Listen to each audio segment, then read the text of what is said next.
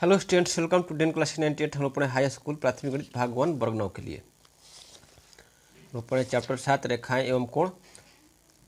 अभी हम पढ़ रहे हैं प्रश्नावली 7B। ठीक है, प्रश्नावली 7B में पिछले क्लास में हम आपको अभिगृहित और 5 परमें बताए थे, संगत कोण अभिगृहित और 5 परमें बताए थे, और क्वेश्चन नंबर 1 और 2 को सॉल्व किए थे। इस क्लास में हम 3 से आगे पढ़ेंगे।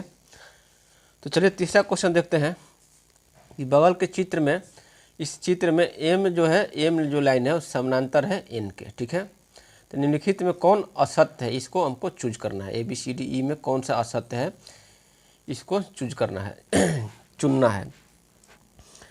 ये है कोण 1 बराबर कोण 6। तो कोण 1 देखिए, कोण 1 बराबर कोण 6 ये बराबर है, क्योंकि क्या है, ये संगत कोण है। पिछले क्लास में आपको बताए थे संगत कोण किसको कहते हैं, एकांतर कोण किसको कहते हैं, अंतः कोण किसको कहते हैं, बाह्य कोण किसको कहते हैं, और एकांतर कोण बराबर होते हैं। ये परमेय आपको 3 में था, और परमेय संगत कोण अभिगृहित से था कि संगत कोण समान होते हैं। इस संगत कोण अभिगृहित से हो गया संगत कोण समान होते हैं। बी है कि कोण 2 प्लस कोण 5 बराबर 180 डिग्री। कोण 2 प्लस कोण 5 बराबर 180 डिग्री, ये गलत लग रहा है, क्योंकि परमेय नंबर 4 में हम पिछले क्लास में पढ़े थे कि तिर्यकछेदी रेखा के एक ही ओर के अंतः कोणों के युग्म में अंतः कोणों का जोड़ होता है, अंतः कोणों का योग वो संपूरक होता है, यानी कि 180 डिग्री होता है। यानी कि कोण 4 प्लस कोण 5 जो होगा 180 डिग्री होगा। यहाँ पर कोण 2 और कोण 5 क्या है, संगत कोण है। कोण 2 और कोण 5 क्या है, संगत कोण है। तो संगत कोण तो बराबर होते हैं, उन दोनों का जोड़ 180 डिग्री नहीं होता है। तो ये आपका ये असत गलत हो गया। सी देखते हैं, कोण 3 बराबर कोण 7। कोण 3 बराबर कोण 7, ये क्या है, कोण 3 बराबर कोण 7, ये भी क्या है, ये कोण 3, क्योंकि संगत कोण है। ये संगत कोण अभिगृहित से ये आपका हो गया संगत कोण, संगत कोण हो गया। डी है कोण 4 बराबर कोण 6। कोण 4 बराबर कोण 6 क्या है, ये एकांतर कोण है। कोण 4 और कोण 6 क्या है, एकांतर कोण है। ये आपका ये भी बराबर है, ये भी सही है, ये भी सही है। आपका ये हो गया एकांतर कोण से, ये भी सही है, ये सही है, ये सही है, ये भी सही है, डी भी सही है। ई है कोण 4 प्लस कोण 5। कोण 4 और कोण 5 कोण 5 जो है, इन दोनों का योग 180 डिग्री। तो पिछले क्लास में परमेय 4 पढ़े थे कि यदि कोई तिर्यकछेदी रेखा जो है दो सरल रेखाओं को काटती है, तो तिर्यकछेदी रेखा के एक ही ओर के अंतः कोणों का योग जो होता है संपूरक होता है। अंतः कोण 4 प्लस 5 3 प्लस 6 क्या होगा, 4 प्लस 5 हो गया अंतः कोणों का योग, दोनों का जोड़ 180 डिग्री होगा। इसी तरह से कोण 3 प्लस कोण 6 बराबर होगा 180 डिग्री। तो यहाँ पर कोण 4 प्लस कोण 5 जो है 180 डिग्री है। तो ये भी आपका सही है। ये क्या हो जाएगा, ये अंतः कोणों का योग है, अंतः कोणों का योग परमेय नंबर 4 के अनुसार। परमेय नंबर ये भी सही है। कौन सा असत्य है, तो कोण 2 प्लस कोण 5 बराबर 180 डिग्री, यही असत्य है, क्योंकि ये दोनों संगत कोण है।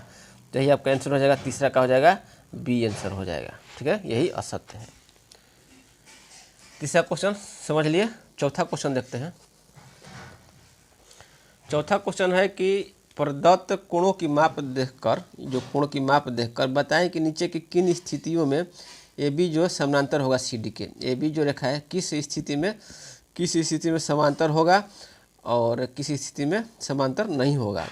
कोई ऐसा स्थिति है कि समांतर नहीं हो, इसी को हमको पता करना है कि किस स्थिति में समांतर हो। ए की स्थिति में समांतर होगा कि नहीं, बी की जो स्थिति दिया हुआ है, जो प्रदत्त कोण दिए गए हैं, उस स्थिति में ये दोनों लाइन ए बी और सी डी समांतर होगा कि नहीं, यही हमको पता करना है।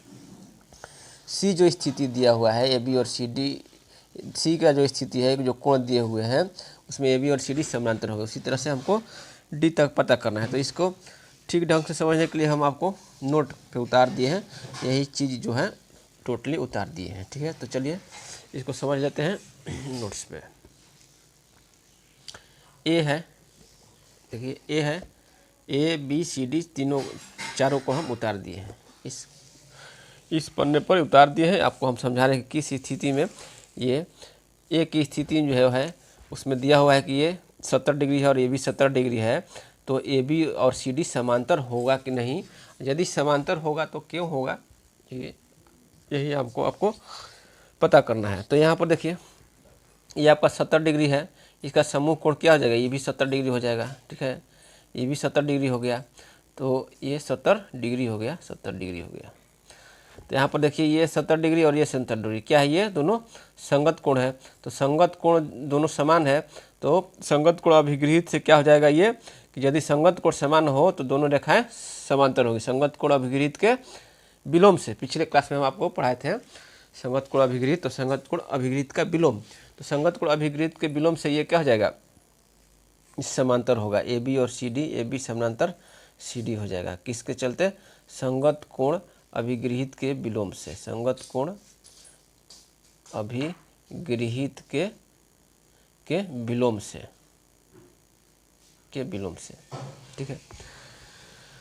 तो इस तरह से आपका ये समूह कोण है और ये दोनों संगत कोण बराबर हैं। ये समूह कोण है तो ये इसके से बराबर हो जाएगा, और ये दोनों संगत कोण होगा, इसलिए दोनों रेखाएं समांतर होंगी। किन स्थितियों में जो है ए बी समांतर सी डी होगा, तो यही हमको बता देना। एक ये स्थिति, ये समांतर ए बी समांतर सी डी होगा। बी में देखते हैं, ये आपका 65 डिग्री और 115 डिग्री, तो प्रमेय नंबर 4 के अनुसार ये 65 प्लस 115, 65 प्लस 115 बराबर क्या हो गया, 180 डिग्री होगा। तो ये अंतः कोणों का जोग जो है 180 डिग्री हो गया, अंतः कोणों का जोग 180 डिग्री हो गया। इसलिए लिखेंगे कि ये भी समांतर सी डी, क्योंकि प्रमेय नंबर ये भी समांतर सी डी। प्रमेय नंबर 6 से पढ़े थे पिछले क्लास में, आपको दिखा देते हैं। प्रमेय नंबर 6 था कि यदि एक तिर्यक रेखा दो रेखाओं को इस प्रकार प्रतिच्छेद करे, एक तिर्यक रेखा के एक ही ओर के अंतः कोणों का एक युग्म संपूरक हो तो ये रेखाएं समांतर होती हैं। तो इस प्रकार यदि यहाँ पर देखिए एक ही ओर के तिर्यक छेदी के एक ही ओर के अंतः कोणों का योग संपूरक है, संपूरक मतलब कि दोनों कोणों का योग 180 डिग्री है, तो ये दोनों रेखाएं समांतर होंगी, तो इसलिए ए बी समांतर सी डी हो जाएगा।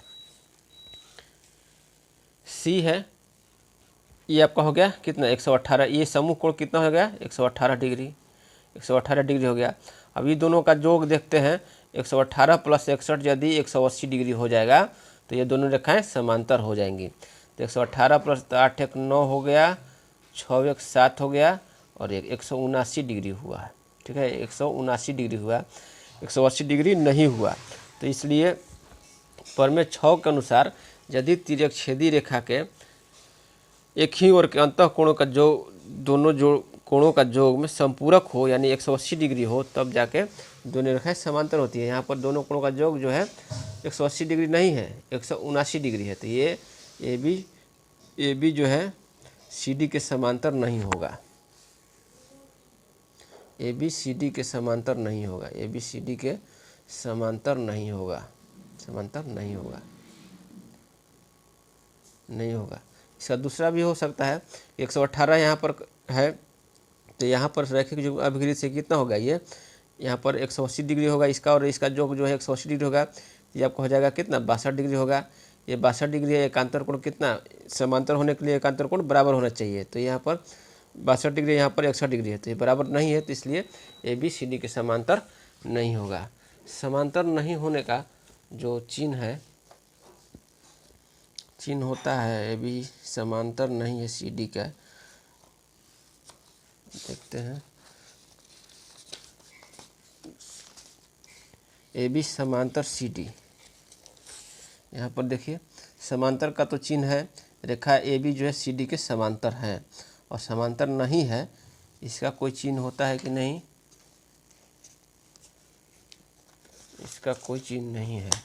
देखिए ये तो समांतर और बराबर हो गया कि ए बी जो है समांतर और बराबर है, लेकिन समांतर नहीं है, इसका कोई चिन्ह नहीं है, समांतर नहीं है, इसका कोई चिन्ह नहीं है। तो यहाँ पर लिख देंगे कि ए बी सी डी के समांतर नहीं है, लिखना ही पड़ेगा, ए बी सी डी के समांतर नहीं होगा। तो सी में देख लिए कि ए बी जो है सी डी के समांतर नहीं है। डी में देखते हैं, डी ऑप्शन में है, यहाँ पर ये 60 डिग्री है और यहाँ पर 120 डिग्री है, तो 120 डिग्री है, तो ये हमको पता करना है कि ए बी और सी डी समांतर होगा कि नहीं। तो यहाँ पर 120 डिग्री, इसका समूह कोण क्या हो जाएगा, ये 120 डिग्री।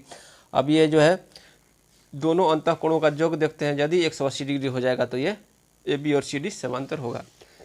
तो यहाँ पर देखिए 120 प्लस ये 60, 120 प्लस 60 बराबर 180 डिग्री।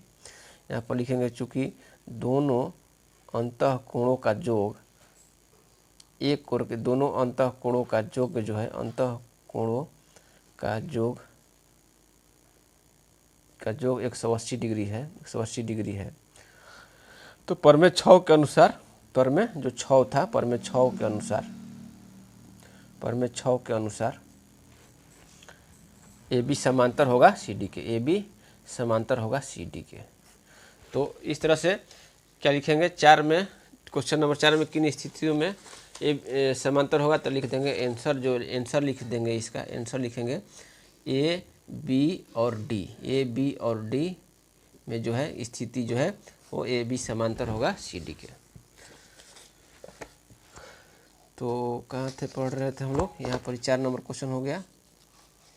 7B, 7B, 7B का पढ़ रहे थे। तो 7B का हम लोग पता कर लिए कि ए बी और डी में समांतर होगा, सी में नहीं होगा। अब 5वां क्वेश्चन देखते हैं कि नीचे के चित्रों में ए बी सी डी और E F, A B C D और ई एफ जो है तीनों एक दूसरे के समांतर हैं। तो आकृति के आधार पर रिक्त स्थानों की पूर्ति, एक्स और वाई का मान निकालना है। यहाँ पर एक्स है और यहाँ पर वाई है, इसका मान निकालना है आकृति के आधार पर। तो 5वां क्वेश्चन है, 5वां क्वेश्चन आपका यहाँ पर नोट किया हुआ है। तो यहाँ पर देखिए एक्स, यहाँ पर एक्स और वाई का मान निकालना है। A B C D E F तीनों जो है एक दूसरे के समांतर है। तो यहाँ पर x प्लस 50, यहाँ पर ये दोनों समांतर रेखा है और एक तिरछेदी रेखा इसको प्रतिच्छेद कर रही है। तो x प्लस 50 बराबर हो जाएगा, x प्लस 50 क्या होगा, प्रमेय 6 के अनुसार 180 डिग्री। यहाँ पर लिख देंगे अंतःकोणों का योग, प्रमेय नंबर 4 के अनुसार, सॉरी, अंतःकोणों का योग प्रमेय नंबर 6 में जो है प्रमेय 4 का विलोम है। तो x प्लस 5 प्रमेय 4 के अनुसार, प्रमेय 4 जो है दोहरा लेते हैं एक बार। प्रमेय 4 है कि यदि एक तिर्यक रेखा दो समांतर रेखाओं को काटती है तो तिर्यक रेखा के एक ही ओर के अंतःकोणों का प्रत्येक युग्म समपूरक होते हैं, यानी कि 180 डिग्री होता है। तो यहाँ लिख देंगे एक ही ओर के अंतःकोणों का योग, एक ही तिर्यक रेखा के एक ही ओर के अंतःकोणों का योग। x प्लस 50 हो जाएगा 180 डिग्री, तो x बराबर क्या हो जाएगा, 180 माइनस 50 बराबर हो गया 130 डिग्री। x बराबर निकल गया 130 डिग्री और यहाँ पर जो है x, अच्छा x है, x बराबर 130, तो ये जो x बराबर ये मान लीजिए z है, चाहे जो भी कितना चाहिए 130 डिग्री हो जाएगा, ये मान लेते हैं z। तो x बराबर z बराबर 130 डिग्री, ठीक है। क्या हो जाएगा, समूह कोण है, क्योंकि ये समूह कोण है, ये आपका समूह कोण है या शीर्षाभिमुख कोण है। अब देखिए y प्लस जेड जो है, y प्लस जेड बराबर हो जाएगा 180 डिग्री, ये भी क्या हो जाएगा, क्योंकि प्रमेय नंबर 4 के अनुसार अंतःकोणों का ये अंतःकोणों का योग है, अंतःकोणों का ये योग है। तो y प्लस जेड, तो y जेड बराबर कितना है 130, तो y प्लस 130 बराबर हो जाएगा 180। इस तरह से y बराबर हो जाएगा 180 माइनस 30 तो 50 डिग्री, तो y बराबर हो गया 50 डिग्री और x बराबर क्या आ गया 130 डिग्री। यही आंसर हो गया 5वां का ए का। 5वां का बी है, ये तीनों रेखाएं जो है समांतर हैं और एक प्रतिच्छेदी रेखा काटे तो x और y का मान निकालना है, जिसमें आपका ये 100 डिग्री दिया हुआ है। तो ये जो समांतर है तो ये आपका y और ये जो एंगल है एकांतर कोण है, इसको मान लेते हैं, ये टी बिंदु पर काट रहा है, इसको मान लेते हैं z। तो y बराबर z, y बराबर z बराबर कितना हो जाएगा 100 डिग्री, किसके चलते, एकांतर कोण के चलते, एकांतर कोण है। y बराबर इसको z माने हैं, इस एंगल को हम z माने हैं, इस एंगल को। तो y बराबर ये तो हो गया आपका एकांतर कोण, ये आपका 100 डिग्री हो गया। अब y बराबर ये आपका मान लेते हैं, ऐसे मान लेते हैं, इसको कौन सा कोण मान लें, यहाँ से भी जानेंगे तो फिर यहाँ पर वही बात होगा। तो y बराबर इसको मान लेते हैं एंगल एस, ऐसे मान लेते हैं। तो y बराबर जो है एस होगा, ठीक है। एंगल ऐसे मान लेते हैं इसको। तो एस बराबर क्या हो जाएगा 100 डिग्री है, क्योंकि वाई बराबर 100 डिग्री है। ये क्या है सम्मुख कोण है, सम्मुख कोण के चलते ये 100 डिग्री हो जाएगा। या वाई बराबर आपका हो गया 100 डिग्री, तो ये भी कोण हो जाएगा कितना 100 डिग्री। तो यह कोण पता चल गया। तो इसको मान लेते हैं, इसको मान लेते हैं एम कोण, ठीक है। इस एंगल को एम कोण मान लेते हैं, चाहे रहने दीजिए इसको रहने दीजिए। इसको मान लेते हैं आर कोण जो है, आर हालांकि बिंदु है, यहाँ पर हम आर इसको कोण ही मान लेते हैं। तो आर बराबर क्या होगा एस के बराबर होगा। ये आर बराबर होगा, आर बराबर क्योंकि क्या है ये संगत कोण है, आर और एस जो है संगत कोण है, एक अंतःकोण और एक बाह्य कोण। तो आर और एस क्या हो जाएगा, आर बराबर एस बराबर क्या हो जाएगा 100 डिग्री हो जाएगा। ये क्या है संगत कोण, संगत कोण हो जाएगा आर बराबर एस। तो आर बराबर मिल गया 100 डिग्री। अब चूँकि आर प्लस एक्स क्या हो जाएगा, एक्स बराबर हो जाएगा 180 डिग्री। ये किससे चलते रैखिक युग्म अभिगृहित से, रैखिक युग्म अभिगृहित से। रैखिक युग्म अभिगृहित आपको हम पढ़ाए थे पहले क्लास में, रैखिक युग्म अभिगृहित से। तो रैखिक युग्म अभिगृहित आपको हम दिखा देते हैं। रैखिक युग्म अभिगृहित यही था, यदि कोई किरण किसी रेखा पर आधारित हो तो इस प्रकार बने दो असंकोणों का योग 180 डिग्री होता है। तो ये रैखिक युग्म अभिगृहित से हो जाएगा। आर प्लस जो एक्स है, ये जो बिंदु है इसी को हम एंगल मान ले रहे हैं, ठीक है। कोई भी नाम दे सकते हैं इस एंगल का, तो हम लिखने के लिए आर ही मान लेते हैं। तो आर प्लस एक्स 180 डिग्री हो जाएगा। आर चूँकि कितना है 100 डिग्री है, तो 100 प्लस एक्स बराबर हो गया 180 डिग्री। तो एक्स बराबर हो जाएगा 180 माइनस 100 बराबर कितना हो गया 80 डिग्री। एक्स बराबर आ गया 80 डिग्री और वाई बराबर 100 डिग्री, वाई बराबर 100 डिग्री, यही आंसर हो गया। तो इस तरह से 5 का क्वेश्चन 5 हो गया। देखते हैं छठा क्वेश्चन। छठा क्वेश्चन है आपको रिक्त स्थानों को भरना है। तो चलिए हम उतार दिए इसको, रिक्त स्थानों को भरें। छठा क्वेश्चन है, किसी रेखाखंड पर खींची गई सभी लंब रेखाएं, ये मान लीजिए ये रेखाखंड है, ये मान लीजिए एक रेखाखंड लिए, ठीक है। ये एक रेखाखंड है, इस रेखाखंड पर खींची गई सभी लंब रेखाएं, लंब रेखाएं मतलब कि जो 90 डिग्री का कोण बनाते हुए जो रेखा खींची जाएगी उसको लंब रेखा बोलते हैं। तो ये मान लीजिए सभी रेखाएं जो है 90 डिग्री पर 90 डिग्री का कोण बनाते हुए खींची जा रही है, ठीक है। ये लंब है, ये इसके बाद ये, तो ये सभी जो रेखाएं क्या होगी आपस में क्या हो जाएगी समांतर होगी, क्योंकि ये चूँकि जो लंब रेखाएं सीधी रेखाएं हैं तो इन दोनों के बीच की जो दूरी होगी, जो लंबवत दूरी होगी, ये जो लंबवत दूरी है दोनों के बीच की दूरी की क्या होगी हमेशा जो है हमेशा समान होगी, हमेशा इन दोनों के बीच की दूरी समान होगी, हमेशा समान होगी, ये वाला दूरी और ये वाला दूरी। इसी तरह से इन दोनों के बीच की दूरी हमेशा समान होगी। तो क्या हो जाएगी दोनों लंब रेखा, सभी लंब रेखाएं जो है आपस में क्या होगी समांतर होंगी, आपस में समांतर होती है। इस तरह से यहाँ पर भरा जाएगा समांतर। अब कह रहा है किसी रेखाखंड पर खींचे गए सभी लंब जो है आपस में कितने डिग्री अंश के कोण पर झुके होते हैं। तो ये जो है ये और इन दोनों के बीच में कितना डिग्री का कोण बन रहा है वो पता करना है। तो इसको यदि हम यहाँ पर रखेंगे तो कितना होगा 0 डिग्री हो जाएगा। तो आपस में 0 डिग्री होगा। और यदि हम सभी लंब जो है इस तरह से अगर यदि ये ऊपर से लंब खींचा गया है, यदि हम नीचे से इसको लंब खींचें, इस लंब से नीचे से लंब खींचें तो क्या हो जाएगा 180 डिग्री पर 0 डिग्री या 180 डिग्री अंश के कोण पर झुके होते हैं। यहाँ से यहाँ ये 0 डिग्री, अगर ये होगा तो 0 डिग्री होगा, नीचे वाला जो होगा अगर इन दोनों के बीच का कोण को याद करेंगे तो क्या होगा 180 डिग्री होगा ये। तो इसको और इसको यदि कंपेयर करेंगे, तुलना करेंगे तो इसमें 180 डिग्री होगा और इसको यदि इसको करेंगे तो 0 डिग्री के अंश पर झुका होगा। तो इस तरह से ये 0 डिग्री हो गया और ये 180 डिग्री के अंश के कोण पर झुके होते हैं।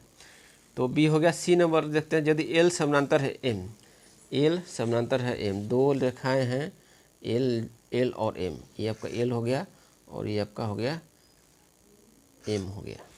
तो एल और एम जो है समांतर हैं और P perpendicular to L, P जो है पी लंब है, एल पर लंब है, पी जो रेखा है पी लंब है, एल पर लंब है, तथा क्यू जो है एम पर लंब है, क्यू जो है एम पर लंब है, ये आपका क्यू है जो कि एम पर लंब है, यहाँ पर लंब है। तो पी और क्यू एक दूसरे के, पी और क्यू जो है एक दूसरे के क्या होंगे, समांतर होंगे, क्योंकि जो है ये लंब है तो ये सीधी रेखा जाएगी, ठीक है, ये सीधी रेखा जाएगी, और ये भी लंब है, ये लंब है तो ये भी सीधी रेखा ही जाएगी। तो दोनों के बीच की दूरी हमेशा जो है समान होगी, दोनों के बीच की दूरी जो है हमेशा समान होगी, ठीक है। तो इस पी और क्यू क्या हो जाएंगे, एक दूसरे के समांतर होंगे, पी और क्यू एक दूसरे के समांतर होंगे। अब देखते हैं 7वां नंबर क्वेश्चन है कि यदि कोई तिर्यक छेदी रेखा किन्हीं दो सरल रेखाओं को प्रतिच्छेद करे, यदि एक तिर्यक छेदी रेखा किन्हीं दो सरल रेखाओं को प्रतिच्छेद करे तो उन दोनों सरल रेखाओं के समांतर होने के लिए, दोनों सरल रेखाओं को समांतर होने के लिए किन्हीं दो शर्त को लिखना है। तो दो शर्त आपको हम पिछले क्लास में बताए थे, प्रमेय नंबर 5 और 6। प्रमेय नंबर 5 में था, प्रमेय नंबर 5 में था, यदि एक तिर्यक रेखा दो रेखाओं को इस प्रकार काटे कि एकांतर अंतःकोणों का एक युग्म बराबर हो, यदि एकांतर अंतःकोण का एक युग्म बराबर हो जाएगा तो ये दोनों रेखाएं समांतर हो जाएगी, तो दोनों रेखाएं समांतर होगी। तो एक जो प्रमेय, एक शर्त ये हो गया कि एकांतर अंतःकोणों का युग्म बराबर होना चाहिए, ठीक है, ये अंतःकोण और ये अंतःकोण ये एक युग्म होगा, एक शर्त हो गया। और दूसरा शर्त ये हो जाएगा प्रमेय नंबर 6,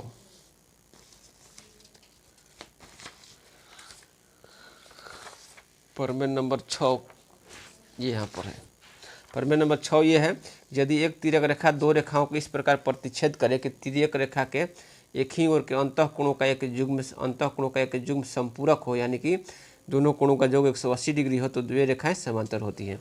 तो आपका यही दोनों शर्त यहाँ लिख देना है। इस कोण 1 और कोण 2 का योग जो है, कोण 1 प्लस कोण 2 का योग में जोड़, कोण 1 प्लस कोण 2 का योग जो है 180 डिग्री हो जाएगा, तो ये दोनों रेखाएं समांतर होगी। तो दूसरा शर्त हो गया प्रमेय नंबर 6 और पहला शर्त हो गया प्रमेय नंबर 5, प्रमेय नंबर 5।